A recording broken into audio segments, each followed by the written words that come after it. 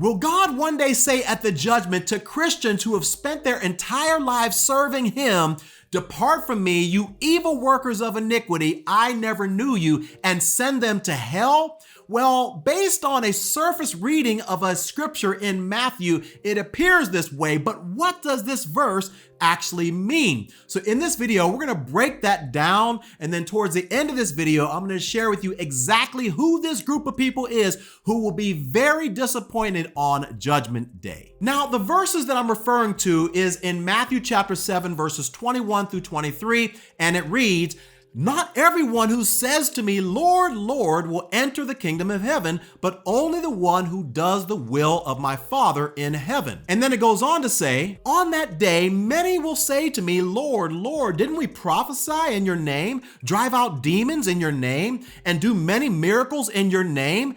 Then I will announce to them, 'I never knew you. Depart from me, you lawbreakers.'" So once again, these verses have caused many Christians to believe that it's possible for them to serve God throughout their entire lives, lose their salvation, only to get to Judgment Day for Jesus to pull a fast one on them and say, hey, gotcha, buddy. Now I'm going to send you to hell for eternal torment. But let's take a deeper look at these verses so we can make sure that we understand what they mean. And in order to do so, I'm going to share with you 5 observations.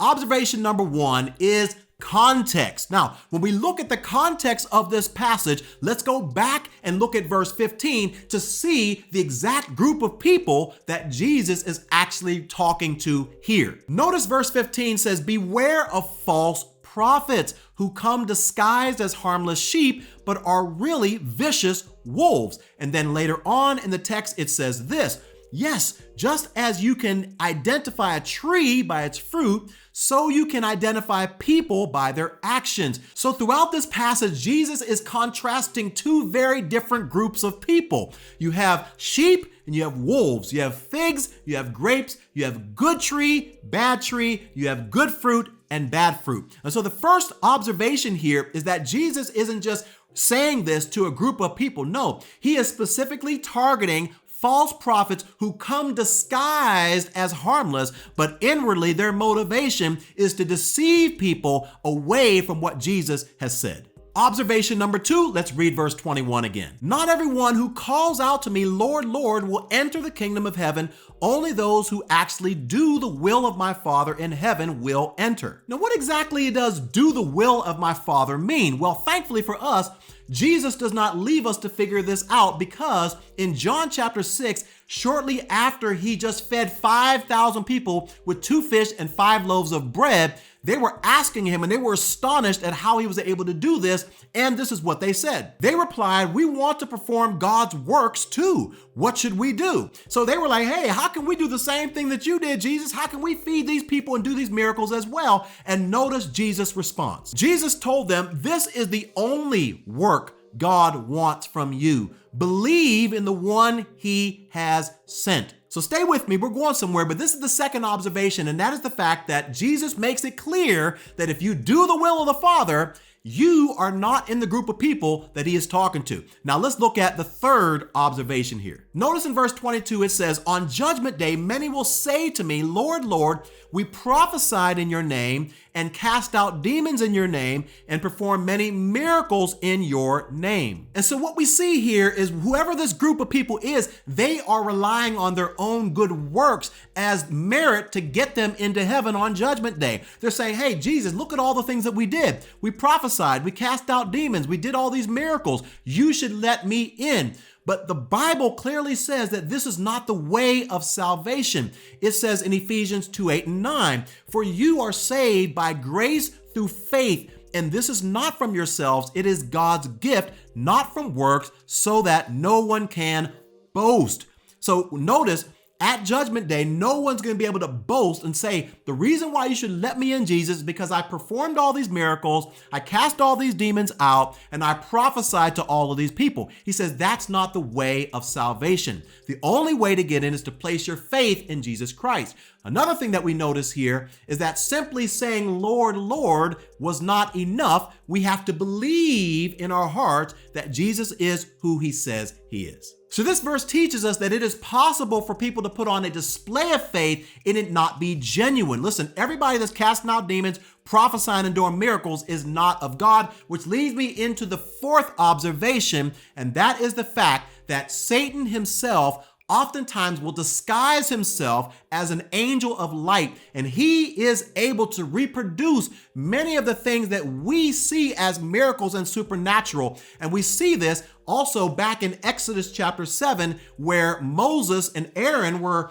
able to do these miracles, but Pharaoh and his magicians were able to also reproduce some of the same ones. It says right here, the Lord said to Moses and Aaron, when Pharaoh tells you perform a miracle, tell Aaron, take your staff and throw it down before Pharaoh. It will become a serpent. So Moses and Aaron went into Pharaoh and did just as the Lord had commanded. Aaron threw down his staff before Pharaoh and his officials, and it became a serpent. But then Pharaoh called the wise men and sorcerers, the magicians of Egypt, and they also did the same thing by their occult practices. So this is proof, my friends, that every time you see something that appears to be supernatural on the surface, it very well may or may not be of God. And this leads me into what I believe is the strongest observation number 5. Verse 23 reads, but I will reply, I never knew you. Get away from me, you who break God's law. Now I want you to notice here what Jesus says and what he does not say. He doesn't say, I don't know you anymore based on what you've done. I knew you at one point. We had a relationship at one point, but because of that,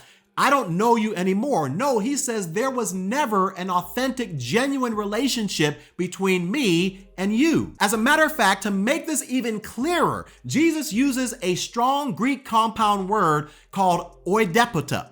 And oida simply means no, not even. And pota means not at any time. So when you put those two together, it means no, not even at any time did we have a relationship. So who is this group that Jesus is referring to? Well, if you're worried about whether Jesus is referring to you, then let me just ask you these 3 questions. Question number 1, are you a false prophet?